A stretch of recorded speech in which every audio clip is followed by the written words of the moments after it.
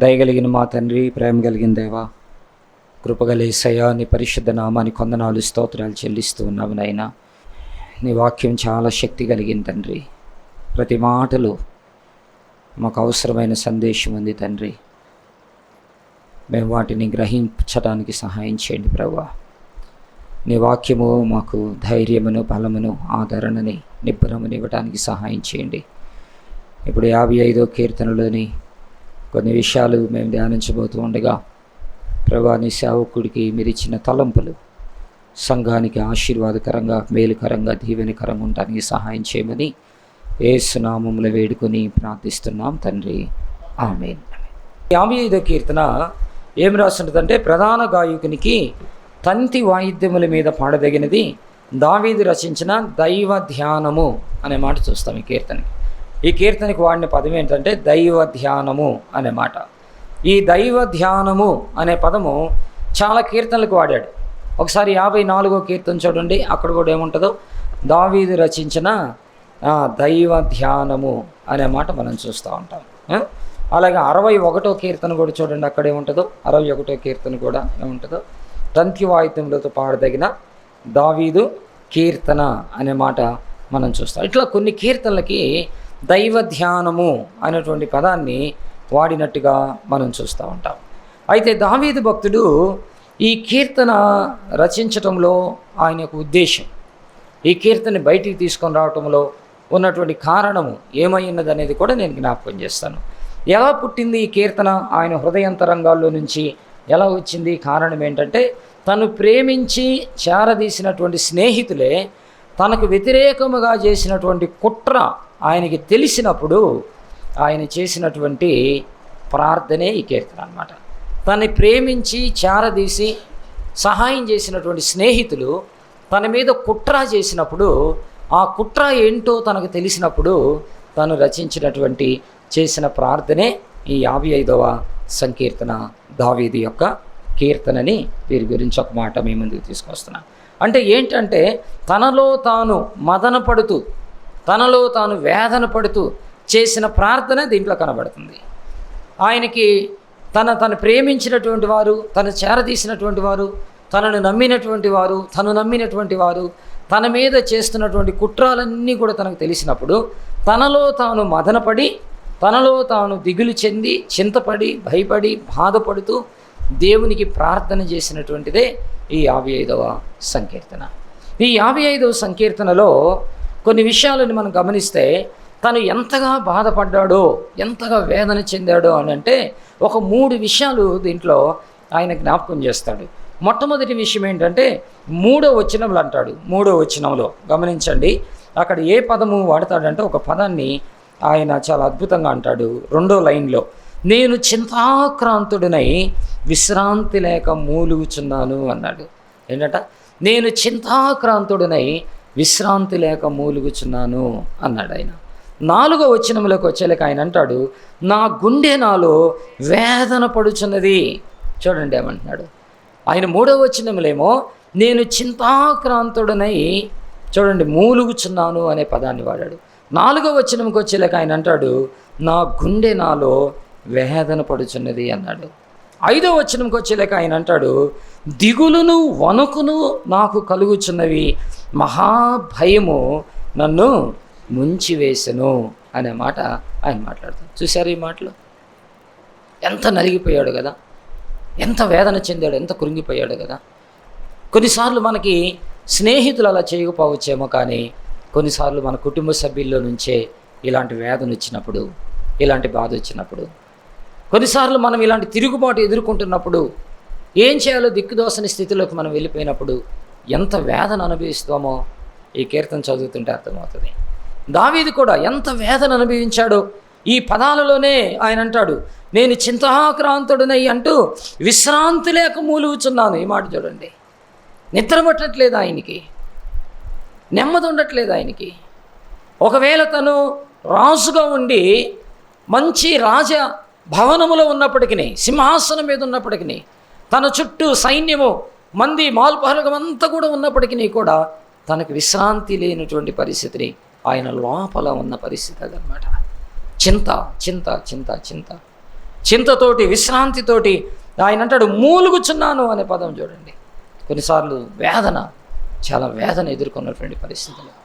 తర్వాత రెండవది వచనంకి వచ్చేలా, అంటే 4వ వచనంలోకి వచ్చేలాక అంటాడు, నా గుండె నాలో వేదన పడుచున్నది. ఆ గుండెలో కలిగిన వేదన ఎలాంటిదంటే మరణ భయము నాలో పుట్టుచున్నది అన్నాడు. ఆ వేదన ఎంత దూరం తీసుకెళ్ళిందో చూడండి. చాలాసార్లు కొంతమంది అంటారు కదా, ఛీ ఎందుకు ఈ బతుకు, చచ్చినా బాగుండు. చావాలని ఉంది కానీ చచ్చిపోయే ధైర్యం లేదనేటువంటి వారు, చావాలని ఉంది కానీ చస్తే నరకానికి పోతేనేమని భయంతో ఆగాను, చచ్చిపోవాలని ఉంది కానీ చస్తే చేతగానోడు అంటాడేమో అనే భయం, చచ్చిపోవాలని ఉంది కానీ ఈ పిల్లలు అనాథలైపోతారేమనే భయం అనేటువంటి వేదన. సో ఈ భక్తుడు ఎదుర్కొంటున్నటువంటి సమస్య ఎలాంటిదంటే అంటాడు, నా గుండె అనే పదము ఆయన వాడుతూ, నా గుండె నాలో వేదన పడుచున్నది, మరణ భయము నాలో పుట్టుచున్నది. మరణ భయం నాలో పుట్టుచున్నది. ఆ మరణ భయం కలిగినప్పుడు, ఆ గుండె వేదన చెందినప్పుడు, ఇప్పుడు 5వ వచనంలో అంటాడు దిగులు. దిగులు, ఆ దిగులు ఏం కలిగిస్తుందంట? వణుకును కలిగిస్తుంది. నాకు వణుకు కలుగుచున్నది అన్నాడు. మహాభయము నన్ను ముంచివేసెను. ఏంటన్నారండి? ఎలాంటి పరిస్థితి అంట? మామూలుగా అయితే భయం అని రాస్తారు, కానీ మొట్టమొదటిగా ఈ పదం ఇక్కడ కనపడుతుంది. ఏ భయం అంట? మహాభయం అనే పదం కనపడుతుంది. మహాదేవుడు అనే పదం చూసాము, మహాకార్యాలను చూసాం, కానీ మహాభయము అంటే భయము ఏ స్థాయిలో వెళ్ళిపోయిందో చూడండి. భయము ఏ స్థాయికి తీసుకెళ్ళిందో ఆయన్ని. మహాభయము నన్ను ముంచివేసెను. సో ఇప్పుడు ఆయన దిగులుతో, వణుకుతో మూలుగుతున్నప్పుడు, గుండె వేదనతో నిండిపోయినప్పుడు, ఆయన చింతతో విశ్రాంతి లేక ఉన్నప్పుడు, ఇప్పుడు 6వ వచనములు అంటాడు, ఆహా గువ్వవలే నాకు రెక్కలున్న ఎడల నేను ఎగిరిపోయి నెమ్మదిగా ఉండేదినేమో అన్నాడు. నేను ఎక్కడికో వెళ్ళిపోతే బాగుండు. ఈ పిల్లలు, ఈ సంసారము, ఈ వ్యాపారము, ఈ డబ్బు, ఈ స్నేహితులు, ఈ బంధువులు, ఈ బంధాలు ఇవన్నీ వదిలేసేసి ఒక గువ్వలాగా ఎక్కడికన్నా ఎగిరిపోతే ఎంత బాగుండు అన్న పరిస్థితులనికి దావీదు వచ్చేసాడు. ఇలాంటి పరిస్థితుల్లో ఆయన చేసిన పనే ఈ కీర్తనలు ఈరోజు మనం నేర్చుకోబోతున్నాం. ఆయన గుండె వేదనతో నిండిపోయినప్పుడు, ఆయన చింతాక్రాంతుడైపోయినప్పుడు, దిగులుతో, వణుకుతో, భయంతో ఆ నిండిపోయిన పరిస్థితుల్లో ఆయన చేసిన ఒక గొప్ప పని ఏంటంటే, మొదటి వచనం చూడండి, దేవా చెవియొగ్గి నా ప్రార్థన ఆలకింపుము, నా విన్నపమునకు ఏంటంట విముఖుడవై ఉండకము, నా మనవి ఆలకింపుము. ప్రార్థన చేస్తున్నాడండి, ప్రార్థన చేస్తున్నాడు. ఈరోజు ఇది కావాలి క్రైస్తవ కుటుంబాల్లో. చింతతో నిండిపోయినటువంటి, భయముతో నిండిపోయినటువంటి, గుండె వేదనతో నిండిపోయినటువంటి, మరణ భయముతో నిండిపోయినటువంటి వారి జీవితాలకి ఒక నెమ్మదైన మార్గం ఉంది, ఒక విడుదల కలిగే మార్గం ఉంది, ఒక ప్రశాంతమైన మార్గం ఉంది, ఆశీర్వాదకరమైన మార్గం ఉంది. వీటన్నిటిలో నుంచి బయటపడి ప్రశాంతమైన జీవితం జీవించడానికి ఒక మార్గం ఉంది. ఆ మార్గమే ప్రార్థన. ఇన్ని కష్టాల్లో, ఇన్ని బాధల్లో, ఇంత వేదనల్లో నేను ఒక గువ్వలాగా ఎగిరి ఎక్కడికన్నా పోతే బాగుండనుకునే పరిస్థితుల్లో, లేదా ఈ అన్నీ భరించే బదులు ఒక్కసారి సస్తే బాగుండు అనుకున్న పరిస్థితులకు వెళ్ళిపోయిన ఆయన జీవితంలో ఎలాంటి అనుభూతి కలిగించిందంటే, దేవుని పాదాల దగ్గరికి వెళ్ళి ప్రార్థన చేస్తూ ఉన్నాడు ఆయన. ఈరోజు మన జీవితాల్లో కూడా కొన్నిసార్లు పైకి మనం కనబడేంతగా మన జీవితాలు ఉండవండి. కుటుంబంలో సమస్యలు, బిడ్డలతో సమస్యలు, వ్యాపారంలో సమస్యలు, ఆర్థిక సమస్యలు, ఆరోగ్య సమస్యలు, భార్యతో, భర్తతో, పిల్లలతో, ఇరుగు పొరుగు వారితో, ఆస్తితో ఎన్ని సమస్యలు ఎదుర్కొంటుంటామో కదా. ఎన్నో మన మీద దాడి చేస్తూ ఉంటాయి కదా. విశ్రాంతి లేని పరిస్థితి, మూలుగుతున్న పరిస్థితి, గుండెంత భయముతో నిండిపోయిన పరిస్థితి. ఎందుకు నాకు ఈ జన్మ, ఎందుకు నాకు ఈ బ్రతుకు, ఈ కష్టాలు చూడటానికైనా నేను ఇంకా బ్రతికింది, ఈ నిందలు భరించడానికైనా నేను ఇంకా బ్రతికింది, పోయినా బాగుండు, నన్ను తీసుకో ప్రభా అన్న పరిస్థితులు, అనుభవాలు మన జీవితాల్లో లేవా? చాలామంది జీవితాల్లో అనిపించట్లేదా? అలాంటి వాళ్ళకు ఒక శుభవార్త ఈ కీర్తన. ఏంటి ఆ శుభవార్త అంటే, ఇదిగో ప్రార్థన చేయి. దావీదు చేస్తున్న పని అదే. ఆయన ప్రార్థన చేస్తూ ఉన్నాడు. ఎంతగా ప్రార్థన చేస్తున్నాడో 16-17 వచనాలు కూడా చూడండి. 16-17 వచనాలు కూడా చూడండి, ఎంతగా ప్రార్థన చేస్తున్నా. అయితే నేను దేవునికి మొరపెట్టుచున్నాను, యెహోవా నన్ను రక్షించును. అది ఈ నేను దేవునికి మొరపెడుచున్న అనే మాటలు ఏముందో తెలుసా? ఆయన లోకములో విగ్రహాల వైపు ఆయన చూడలేదు, చాతబడుల వైపు ఆయన చూడలేదు, మంత్రాల వైపు ఆయన చూడలేదు, ఇంకా పాపాలు, పూజలు, ఉంగరాలు, రంగురాళ్ళు, లేకపోతే ఇంకొకటి వైపు చూడలేదు. ఆయన దేవుని వైపు మాత్రమే చూశాడన్న సత్యాన్ని గుర్తుపెట్టుకోవాలి. ఈనాడు చాలామంది ఏం చేస్తారో తెలుసా? సమస్యలు పాకపోతే ఏదన్నా తాయితీ కట్టించుకుంటే బాగుండు, దిష్టి తీయించుకుంటే బాగుండు, జాతకం చెప్పించుకుంటే బాగుండు, ఉంగరాల్లో రంగురాళ్ళు పెట్టుకుంటే బాగుండు, ఇంటి మూలలో ఏదైనా కడితే బాగుండు, ఏదైనా తవ్వితే బాగుండు అనే ఆలోచనలోకి వెళ్ళిపోయే వాళ్ళు లేరా? చాలామంది ఇలాంటి సిద్ధాంతాల్లోనికి, లోకంలోనికి వెళ్ళిపోతూ ఉంటారు. గుండె పరివెక్కినప్పుడు, చింతతో విశ్రాంతి లేనప్పుడు, ఆయన ఉనికిపోతున్న పరిస్థితుల్లో, ఒక పక్షిలాగా ఎగిరిపోవాలనుకున్న పరిస్థితుల్లో తను ప్రార్థన చేసి ఆ ప్రార్థనలో కూడా ఎవరి దగ్గరికి వెళ్ళిపోయాడనంటే ప్రభువు దగ్గరికి వెళ్ళాడు. ఆయన అక్కడికి వెళ్ళి అన్నాడు, నేను దేవునికి మొరపెట్టుకుందును. ఏ దేవుడంట? యెహోవాకు మొరపెట్టుకుందును. యేసయ్య ప్రభువు మనల్ని విడిపించేవాడు, ఆయన మనల్ని రక్షించేవాడు. మనం ఎన్నుకునే మార్గము కూడా సరైనదిగా ఉండాలి, మన ఆలోచనలు సరైనవిగా ఉండాలి, మన తీర్మానాలు సరైనవిగా ఉండాలి, మన ఉద్దేశాలు సరైనవిగా ఉండాలి. ఈయన యెహోవాకు ప్రార్థన చేస్తానన్నాడు. 17వ వచనం చూడండి. సాయంకాలమున, ఉదయమున, మధ్యాహ్నమున నేను ధ్యానించుచు మొరపెట్టుకుందును, ఆయన నా ప్రార్థన ఆలకించును. చూసారండి మాటలు ఎంత అద్భుతమో కదా. చింతాక్రాంతుడై మూలుగుతూ ఉంటే, గుండె నాలో వేదన పడుతూ ఉంటే, దిగులుతో వణుకుతూ ఉంటే, మహాభయం ఆవరించి ఉంటే ఆయన అంటున్నాడు, ఉదయమున, మధ్యాహ్నమున, సాయంకాలమున నేను ఆయనకి ప్రార్థన చేస్తాను అన్నాడు. ప్రార్థనకు అంత శక్తి ఉందా? ప్రార్థనకు అంత బలం ఉందా? ప్రార్థన చేస్తే మనం బయట పడగలమంటే 2-3 రెఫరెన్స్లు చెప్తాను. ప్రార్థన చేస్తే ఎలా మనం బయటికి రాగలమో బైబిల్లో చాలా ఉదాహరణలు ఉన్నాయండి, చాలా ఉదాహరణలు. యాకోబు పత్రిక ఒకసారి చూడండి. యాకోబు పత్రిక 5వ అధ్యాయము 13వ వచనం. 5వ అధ్యాయం 13వ వచనంలో ఏమన్నాడు? మీలో ఎవరికైనా శ్రమ సంభవించినా అతడు ప్రార్థన చేయవలెను. ఇంతకన్నా ఇంకేముందండి? అసలు ఎంత క్లియర్గా మాట్లాడుతున్నాడు కదా. మీలో ఎవరికైనా శ్రమ సంభవించినా అతడు ప్రార్థన చేయవలెను. మీలో ఎవరికైనా సంతోషము కలిగినా అతడు కీర్తనలు పాడవలెను. మీలో ఎవడైనా రోగి అయి ఉన్నాడా అతడు సంఘ పెద్దలను పిలిపింపవలెను. వారు ప్రభువు నామమున అతనికి నూనె రాసి అతని కొరకు ప్రార్థన చేయవలెను. విశ్వాస సహితమైన ప్రార్థన రోగిని స్వస్థపరచును, ప్రభు అనిని లేపను. అతడు పాపములు చేసిన వాడైతే పాప క్షమాపణ పొందెను. ప్రార్థనలో ఉన్న ఆశీర్వాదాలు చూసారా ఎన్ని రాస్తూ ఉన్నాడు. ప్రార్థన మీలో ఎవరికైనా శ్రమ, నువ్వు ఎగిరిపోతే బాగుండు అనుకుంటున్నావా? చచ్చిపోతే బాగుండు అనుకుంటున్నావా? ఈ చూడటానికే నేను ఇంకా బ్రతికింది అనుకుంటున్నావా? ఈ గుండె అలిసిపోయి, అదిరిపోయి, వణికిపోయి, విశ్రాంతి లేక, నెమ్మది లేక, దిగులుతో, వేదనతో పడి ఉన్నావా?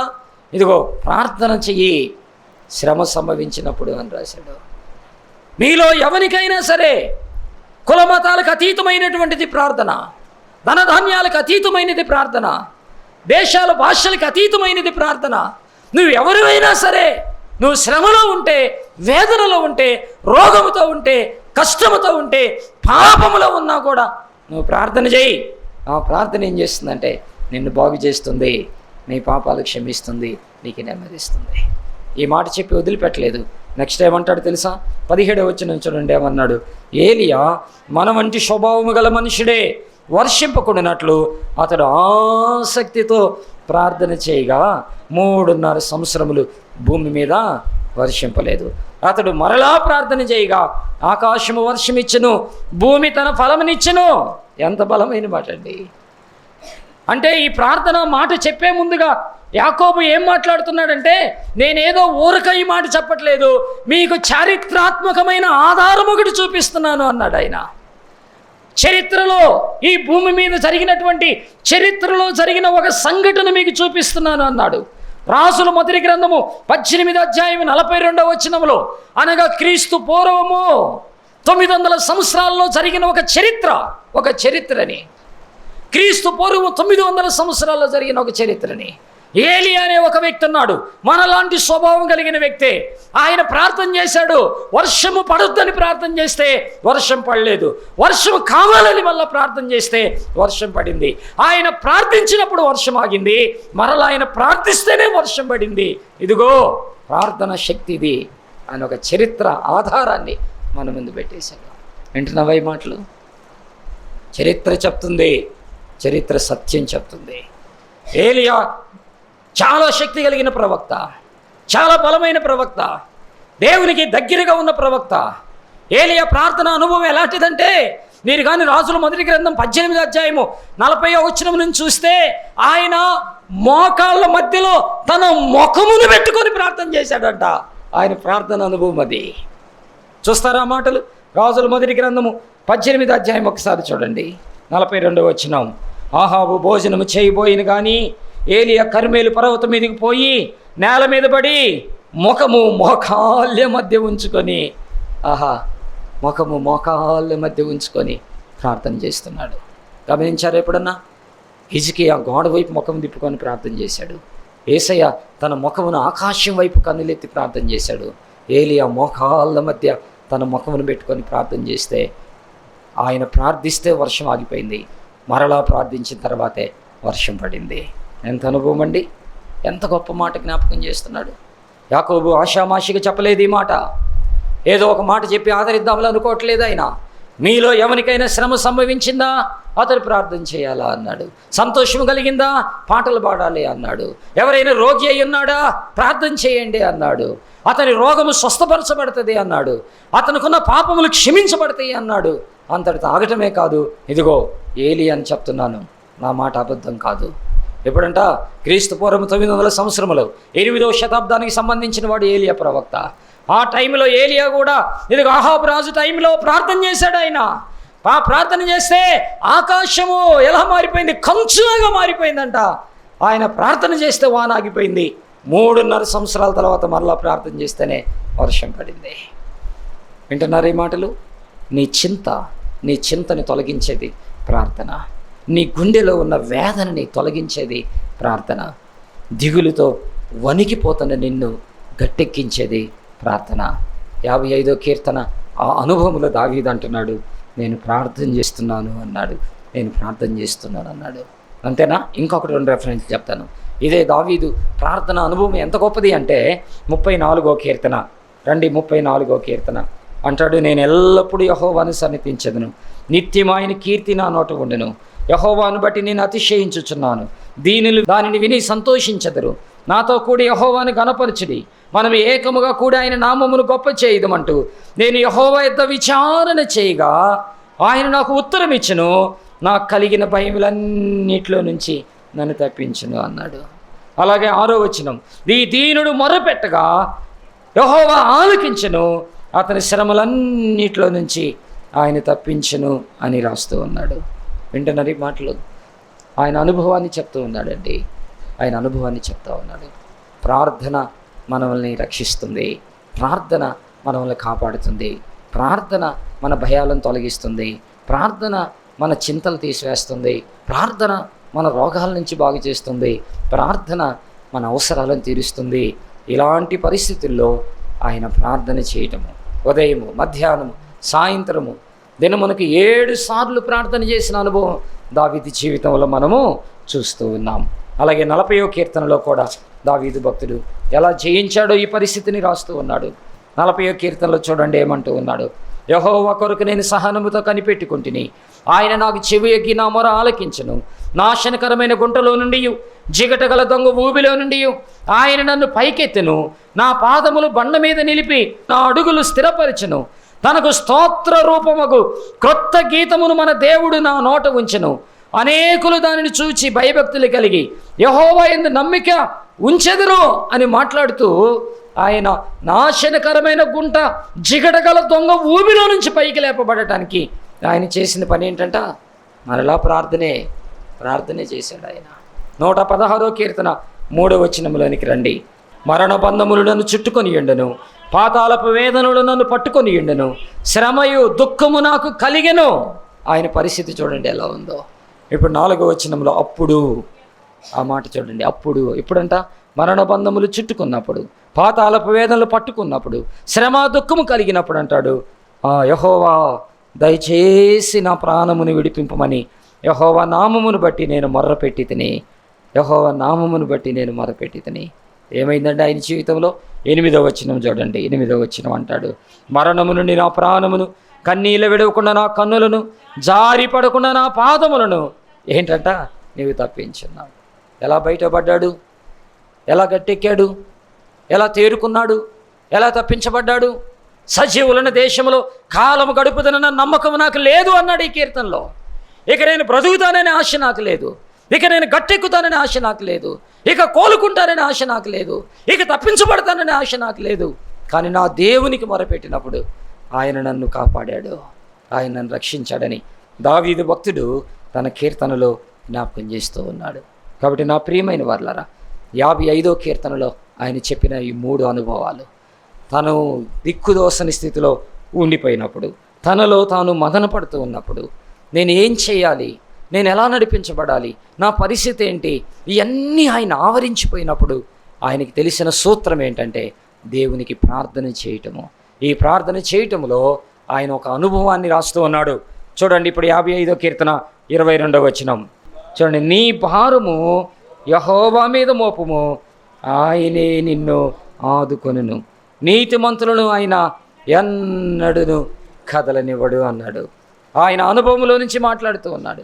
అంటే ఇప్పుడు ఆయన జీవితంలో కలిగినటువంటి భారము, చింతతో మూలుగుతూ ఉన్న పరిస్థితుల్లో, గుండెలో వేదన ఉన్న పరిస్థితుల్లో, దిగులునకు భయపడి వణిగిపోతున్నటువంటి పరిస్థితుల్లో ఇప్పుడు ఆయన భారమంతా కూడా ఈ ప్రార్థననే ఒక సాధనము ద్వారా, ఈ ప్రార్థనని ఒక ఆలోచన ద్వారా తన భారాన్నంతా దేవుని మీద మోపేసినప్పుడు ఇప్పుడు ఏమన్నాడు?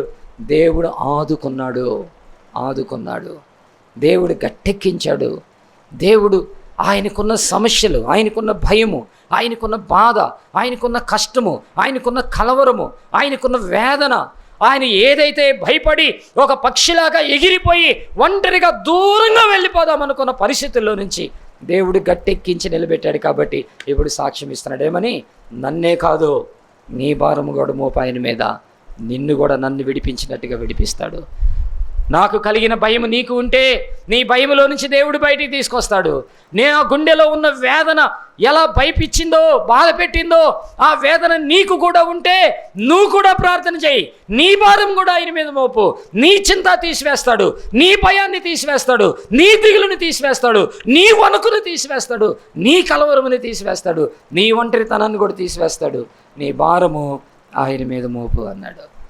ఆయన ఒక్కడే కాదండి, దావీదు దగ్గర నేర్చుకున్నాడు కాబట్టి, ఆ అనుభవాన్ని చూచాడు కాబట్టి సొలొమోను కూడా ఏమంటాడంటే సామెతల గ్రంథం 16వ అధ్యాయము 3వ వచనం చూడండి, ఏమన్నాడు? నీ పనుల భారము యెహోవా మీద ఉంచుము, అప్పుడు నీ ఉద్దేశములు సఫలమగుదు అన్నాడు.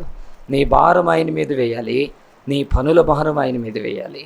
యెషయా ప్రవక్త అంటాడు, యెషయా గ్రంథం 22వ అధ్యాయంలో ఒక అద్భుతమైనటువంటి మాటని ఆయన కూడా రాస్తుంటాడు. 3వ వచనంలో అంటాడు, ఎవని మనస్సు నీ మీద ఆనుకొనునో వాడిని పూర్ణ శాంతి గలవానిగా చేస్తాను అన్నాడు. ఈ వాక్యం ఏంటి? నా ప్రియమైన దేవుని బిడ్డలారా, భయముతో, చింతతో, దిగులుతో ఏం చేయాలో అర్థం కాని పరిస్థితుల్లో, నీ ముందున్నటువంటి ఛాలెంజెస్, నీ ముందున్నటువంటి సమస్యలు, నీ ముందున్నటువంటి పనులు, నీ ముందున్నటువంటి పరిస్థితుల్లో దిక్కుదోసని స్థితిలో నువ్వు ఉంటే భయపడాల్సిన పని లేదు, దిగులు పడాల్సిన పని లేదు, చింతపడాల్సిన పని లేదు, కలవరపడాల్సిన పని లేదు. ప్రభువు మన ముందు సహాయం చేయడానికి సిద్ధంగా ఉన్నాడు, మన ప్రార్థన ఆలకించడానికి సిద్ధంగా ఉన్నాడు. ఆయన నోట నుండి వచ్చిన పదాలు ఎన్నున్నాయో తెలుసా? ఆయన మత్తయి సువార్త 6వ అధ్యాయంలో అంటాడు, మీరు దేని గురించి చింతపడాల్సిన అవసరం లేదు.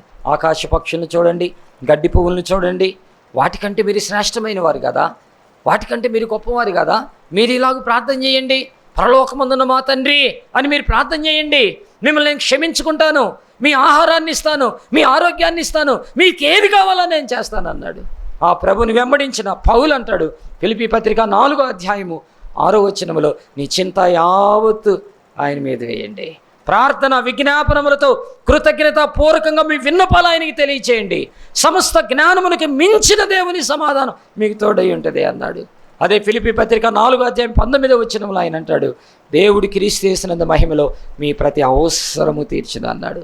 పేతురు భక్తుడు పేతురు రాసిన మొదటి పత్రిక 5వ అధ్యాయము 6, 7, 8 వచనాల్లో ఆయన అన్నాడు, ఆయన మిమ్మల్ని గురించి చింతించుచున్నాడు, మీ చింత ఆయన మీద వేయండి అన్నాడు.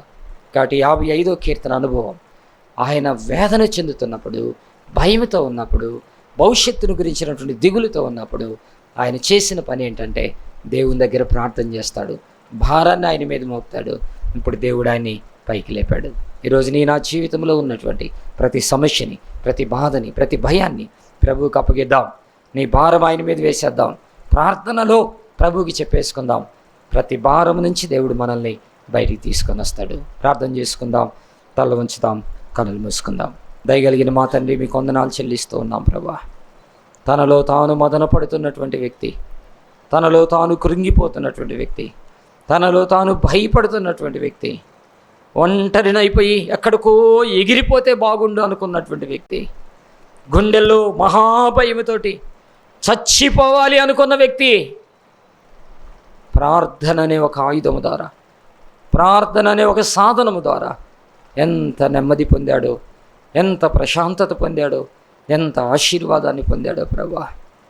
ఈరోజు ఇక్కడ కూర్చున్న వారిలో కూడా చింతతో ఉంటే, భయముతో ఉంటే, దిగులుతో ఉంటే, వేదనతో ఉంటే, విశ్రాంతి లేని స్థితిలో ఉంటే, ఎగిరిపోతే బాగుండు అనుకున్న స్థితిలో ఉంటే, ఈ చూడటానికైనా ఇంకా నేను బ్రతికింది అనే స్థితిగతుల్లో ఉంటే ప్రభువా, ప్రార్థన చేస్తున్నాం. విడుదల దయచేయండి, నెమ్మది దయచేయండి, సమాధానము దయచేయండి, సంతోషాన్ని దయచేయండి, అద్భుతం చేయండి ప్రభువా, ఆశీర్వదించండి.